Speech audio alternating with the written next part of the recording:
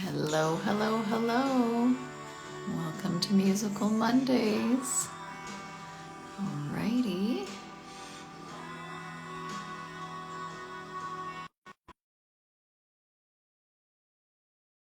Live stream tonight, and we're just getting her connected. And while she's getting connected, you're listening to r.mason here in the background. Hey! Hey, Johnny. good. How's it going? How are you? Johnny, we have to get it like nice and close here. There we go.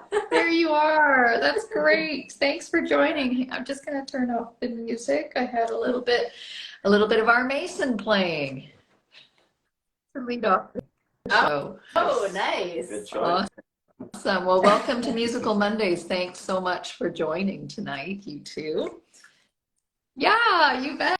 So Thanks for for having people who us. are joining, we'll probably have people joining for the next few minutes, so I might repeat myself for a couple of times. But for those of you who have joined already, we have Rebecca Mason and John Flatman joining us tonight. And they're going to be talking about a film premiere for a film that they have created that's coming up this Friday. So very excited to talk to them about that tonight and the role that indie music and creating music plays in mental health. So yay, thanks for joining us. Maybe just to lead off the top, Rebecca, can you tell us a little bit about your group, r.mason? Yeah, so it's me. I sing keys and do vocals and do songwriting, most of it. And then I've got John Flatman, and he plays guitar. And then there's Miles Fuller, who's on the drums, and Aaron Blair Awesome. is on bass. Okay. So, So from Victoria, BC, and have you guys always been based in Victoria?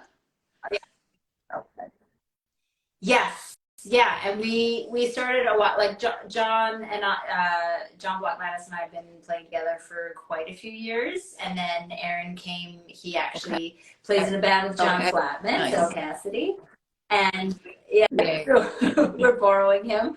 And then Miles Fuller joined, I guess, like I don't know, 6 months ago or something like that. He's also from Victoria. Everybody's from Victoria. I actually used to work with Miles.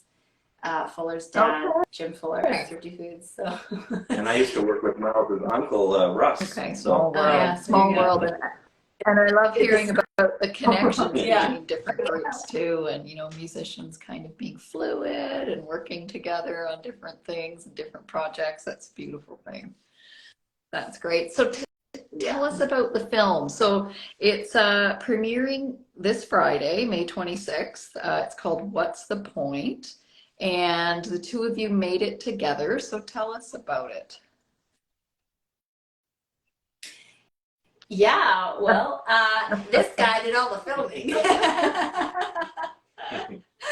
So yeah, basically, I got Johnny involved because we were doing the EP for Rain's Too Loud for TV, I guess like 3 years ago now, and I wanted Johnny to just come and start doing some like photos and film and stuff like that, and he came along. Yeah. And he's also really good cook. That's good to know. Oh yeah. A lot of food. Yeah.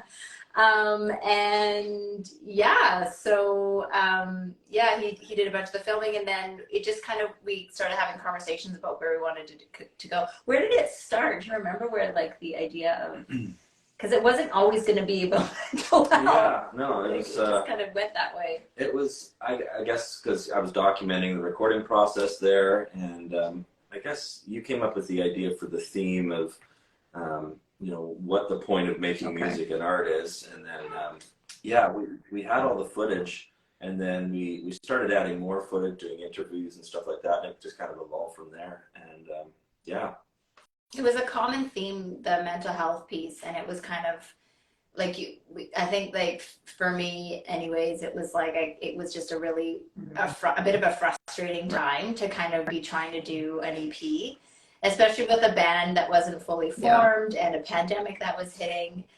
And so when Johnny was there, you know, filming everything, it was just like, it was so great to sort of see it unfold and turn into what it did. But the common theme and thread was just, you know, a lot of the reason that we do this is to sort of sustain ourselves and to sustain our mental health. So it was like, yeah, it was interesting that because it started with a connection thing. Remember, I kept being like, "This is our team. It was such a great team, and we had so much support." And it was like just a lot of commonalities in the group of people that we worked with. Definitely, yeah. I guess I don't know, not to use the buzzword synergy, but I think like we all kind of worked well together. We spoke each other's languages, and yeah, it was just a nice fertile atmosphere for creation. You know, when we were doing the whole recording process up there, and I love, you know, filming stuff. I'm always taking pictures, you know, of my friends and stuff like that. I'm kind of a documentarian just of my own life, so it was a joy to kind of, you know, work with Rebecca and her group and everybody involved with it. So yeah. Because do you know that while we were doing the footage for the documentary and making the EP, Johnny was also making all the music videos. So we were like doing it all at once. So no wonder we were going crazy. You started the recording of your EP, you said 3 years ago, so that would have been like May 2020, like kind of. Oh, you know what? Now I'm thinking, like, was it May 2020? It would have been like maybe January of 2020 we actually started recording, maybe. Or no, before that, 2019. I wasn't there for the 2019 session, but I think you thought it was a good idea for me to come up and document some stuff. So that's true. Yeah, I think we maybe started a little bit before you. But the process of the EP was a couple years, and then we started filming. Yeah, I think that we released in January, and then we started doing the interviews in that February, and then a year later, What's the Point was born. Yeah. And the editing process was you know, we were really trying to make it cohesive and make sense for people watching it. And Rebecca had a fantastic, you know, sort of a story arc idea to make sure that we were describing the whole process in an understandable way. So yeah, but I'd never made a documentary before. No, we don't know what we're doing. Well, that's the beautiful thing about creation, isn't it? You kind of learn as you go. Yeah. Exactly. Just people are joining here. That's great. Thanks for joining, everybody. You know, if you have questions for Rebecca and John, please put them in the chat, and I'll try and keep track of them as we're chatting and ask them if you do have questions. So some of you on the live stream might recognize John from a few months ago, because John was on my live stream a few months ago. And I've had the pleasure of working with John too on music videos, and absolutely love working with him. So you touched on it a little bit. Can you talk a little bit more about the process of how you worked together? So John, you mentioned the story arc that Rebecca had. And so tell us a little bit more about your process in terms of the editing, the whole thing, whatever you want to share. Sure, yeah. I think, when did we start working together? 2014, 2015-ish? Yeah. Maybe? I did some demo recordings for Rebecca a while back, and a couple of videos too when she was doing solo stuff. So, and with one of her other bands as well. And she's always been really good at sort of giving me advice on the shots and what she let me direction. Johnny, do this. Do it the other way. Yeah. Collaboration. Yeah. I mean, she's always seems to like the shots I take, but I think she's good at kind of saying which ones work and which ones don't. And you know, I don't know. The nicest way of saying that. Yeah. There you go. Oh, you're not awesome. No, but yeah, I think we work well together. We have a good sense of humor. I can see that. That's great. Yeah. But yeah, for this one, it was like bigger than anything we'd ever done before. And I think because it was like a film, and I was like, he had so much footage. I think he probably had like what, 3 hours of footage or something. Maybe more. And we were gonna do it in episode form, like we were gonna do a bunch of episodes, but I nixed that because I don't think people have the attention span for what we have to say. So I wanted to keep it like as short and concrete as possible. So yeah, we met up and we designed this story arc, and we tried to kind of keep that consistent throughout, try to stay true to what we were trying to do. And so when we started the cuts, I think the thing that I found the most fascinating when we were doing all of the cuts, because you have these interviews, right? And then you're trying to basically find the person's brilliance in the, like, what do we do, 15-minute segments of each? Yeah, I think so. We'd cut those, like, cut them way down, but trying to find something brilliant that somebody says. So within 15 minutes, something brilliant comes out. And usually it's more than one thing, but it's not just brilliant or finding that person's brilliance, but also finding that cohesive piece as well, something that's going to stay true to the story arc, which was, of course, you know, why we're using music to sort of help sustain us and keep our mental health healthy. Yeah, so for sure. I found it really fascinating looking for those pieces in what people said, and it was a lot of cutting. A lot of cutting. I think the first edit was over 2 hours, so we got it down to 45 minutes now. So yeah, and there's even more footage too. I mean, that I've never seen. Probably, yeah. Stuff that I thought didn't work, but maybe down the road, you know, for historical purposes, it's nice to have that too. You know, like if we wanted to give someone their full interview at some point, just for them to have it. Yeah, totally. So. People say a lot of brilliant things when you're left in a room with them. Like, I'm sure you know, Kelly, because you sit here and interview people, but there's a lot of really incredible things that come out of people's hearts, really, that you know, maybe wouldn't hear over a drink at a bar or something like that. So I was really touched by people's honesty.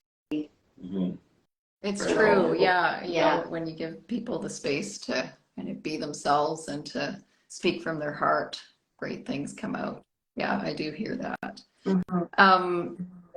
So from 3 hours to 45 minutes, wow, that sounds like that was quite the process to go through that for the two of you. In terms of creating the narrative thread for the film as well. How did you find that compared, like Rebecca, you're a songwriter, John, I know you write songs too. So how did it compare to the craft of songwriting, kind of thinking about a story arc over a longer narrative structure? Do you want to answer? Yeah, I mean, I'll answer after you. Yeah, I like this question. I found that a very that was really interesting part, because with songwriting, you're constantly cutting your vocabulary or your sentence that you'd normally say in real life. You're cutting it down to thoughts on a page, and then you're cutting that further to make it work in the syllables of that you can fit into certain time signatures. So I thought it was really fascinating to be able to have a little bit more space to, you didn't have to use so much metaphor, but you're still grabbing the most important parts. And so the structure was different, but it was still that same kind of idea, like cut, take away all the slack. And I think that's a really cool, it's freeing too. Like, we talk about that in the film of like making something and then ruining it as soon as you are done. And you're not ruining it, but there's still this like, no, let go of that, let it go, and you can keep this one thing and move on. Yeah. So,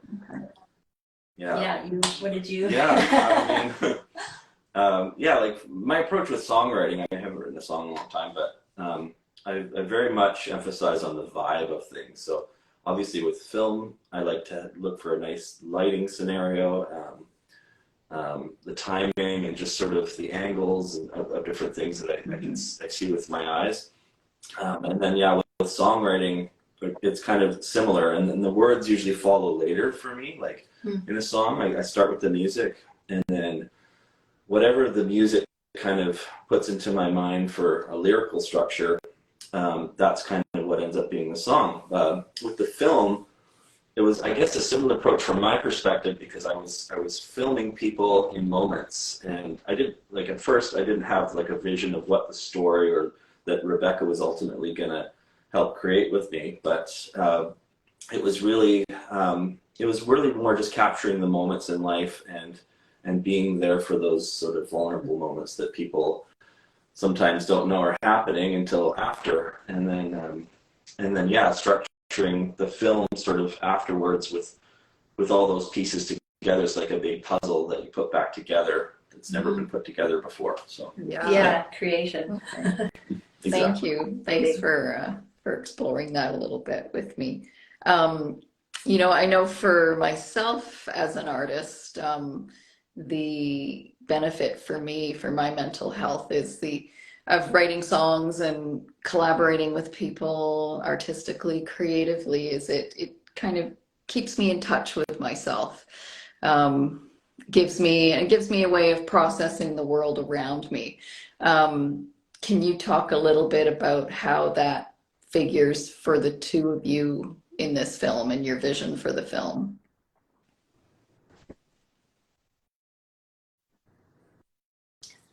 Yeah, I think for me, I think the thing that I found, like when you were saying to help understand the world around you, I think a big way that we understand the world around us is not just by looking inward, but by asking questions of other people and seeing how they go through it. And I thought this was just such a cool way to sort of hear, you know, their perspective on the same struggle, as it were, you know, like whether their struggle was, you know, everybody's got different mental health kind of struggles.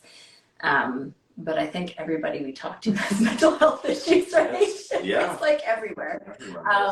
But yeah, I think that was just, for me, that was just such a great way to help myself understand that it's like, it's a very, no, I don't want to say normal, but like, it's common. It's such a common thing to be able to, have very real health struggles, whether it's depression or bipolar or identity dissociative disorder, or like I at one point was diagnosed with minor agoraphobia.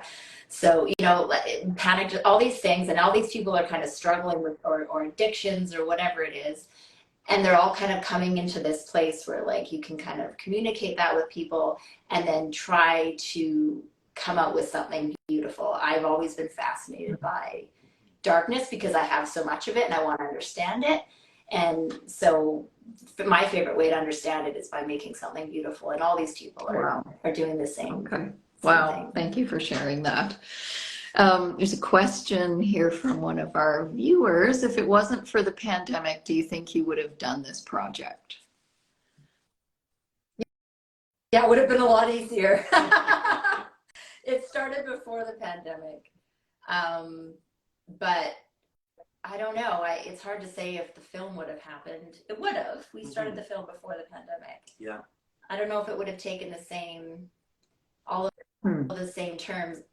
I'm sure there would have been other kind of topics that may have been discussed. I don't know. What do you think? Would you have? Yeah, I think it almost kind of forced people, not forced, but it brought people together a bit more that were creative. And that, I mean, obviously up at the recording space that most of it was recorded at, we were able to come together in kind of a smaller group because, during the pandemic, people were a lot more segregated, but because of this project, and we were safe when we were up there wearing masks and stuff for a lot of it, but it almost allowed us to spend more time together to kind of work on the creative stuff. In kind of a different capacity, I guess. But you're right, there was like, we were very what's the word, I don't know, thoughtful about how we spent time together at that point. So it's just like another analogy to like cutting out all of the other stuff, just making sure we're focusing on the part that was important to us. And the film still came out, so obviously that was important to us. And I think it also made us appreciate the time with people too, and how important it is to have people in our life like this, and tough things like a pandemic can really kind of expose that. Yeah, I remember that. Actually, I remember that feeling when we were up at the barn and being like so like overwhelmed with gratitude for the people that were supporting this whole project. Like I couldn't. I remember it came back from a run, and Johnny and Colin had made breakfast for everybody, And they put it out, and I think I almost started to cry. I was like, you gotta be kidding me, Robin, we're making music videos Oh. for breakfast daily. Wow, that's been a good run. It was just, there's just so much gratitude, and everybody was just so lovely and grateful, and it was, yeah, it was a pretty special time. Yeah, gratefulness for your supports and your team. Amazing. That was a good question. So for those listening or watching this evening who aren't in Victoria or aren't able to get a ticket to the premiere coming up this Friday, where could they see or access the film post-premiere?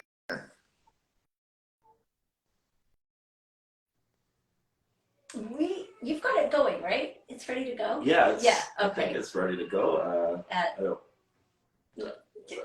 You're the one that wants. It's online, so that was on r.mason, right? Yeah. I think it's So on. is that a public thing we can? Yeah, let totally. people know? Oh yeah, it's public. It's ready to go, but it's at midnight, I think, on the 27th. Okay, so it'll premiere on YouTube. On YouTube. Okay, great. So that's great. I'll make sure that I point to that. I don't know what we were trying to hide there. This top secret. That's great. So tell us about the premiere. What's happening at the premiere on May 26th?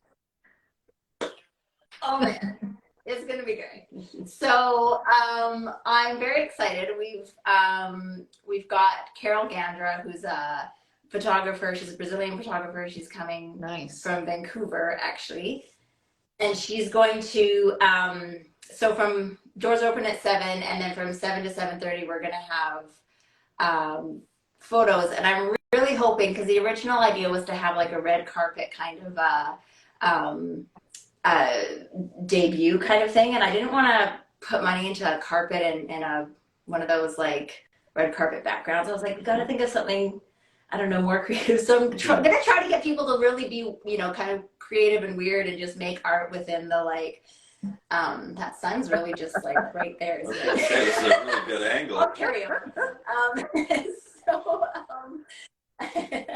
But yeah, trying to get people to like, you know, it's in a loft. The premiere is going to be in a loft downtown. So I just really want people to kind of make art with photos. Cool. So I'm hoping people, you know, hop in the tub, do something weird. I don't know.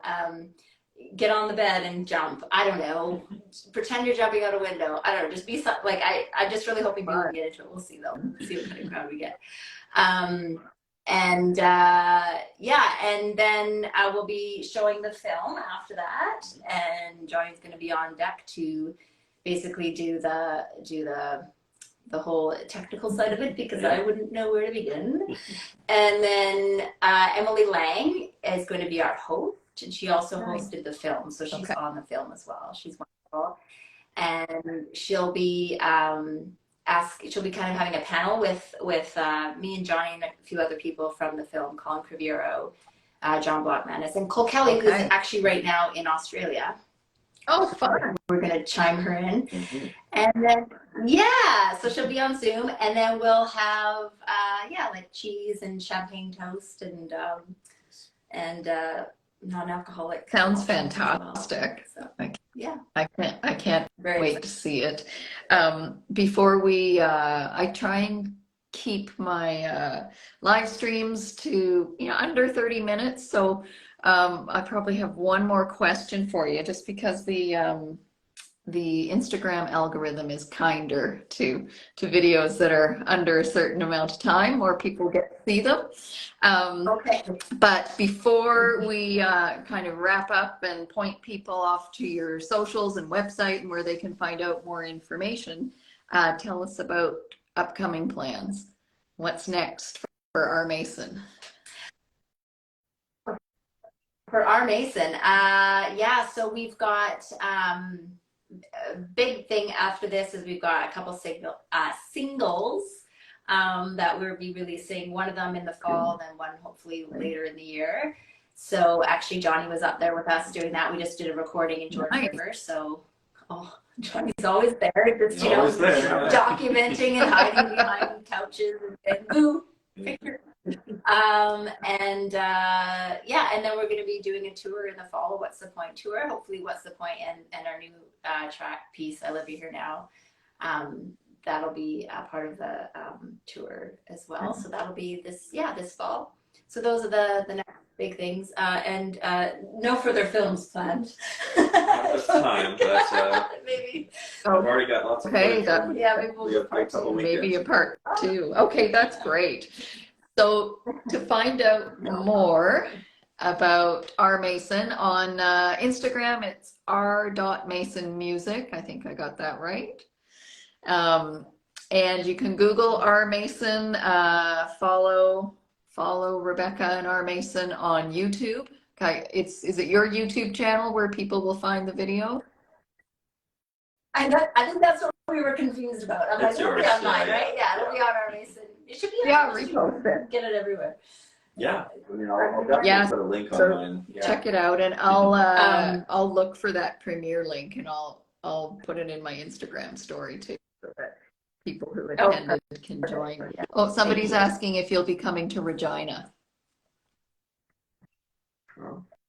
Oh, no plans to. Is that an invite? You called me Rachel. That's funny. It's Rebecca. Now Rachel. Yeah, that's okay. I'll take Rachel. I met her. Oh, that's great. Thank you both so much for joining, and congratulations on the premiere. I can't wait to see the film and can't wait for the premiere. I'll definitely be there. I am. Are you coming, Kelly? Oh, you are. Okay, let's get weird with the photographer, with Carol. Okay. Let's get weird. That sounds great. Oh, thanks everybody for joining, and big applause to John and Rebecca on the film, and stay tuned for more. And I will repost this video on my profile and on YouTube. Yay! Okay, thanks so much. Take care, Okay, and we'll thank you see so you much. soon. Bye. Thanks, bye. Friday. Bye.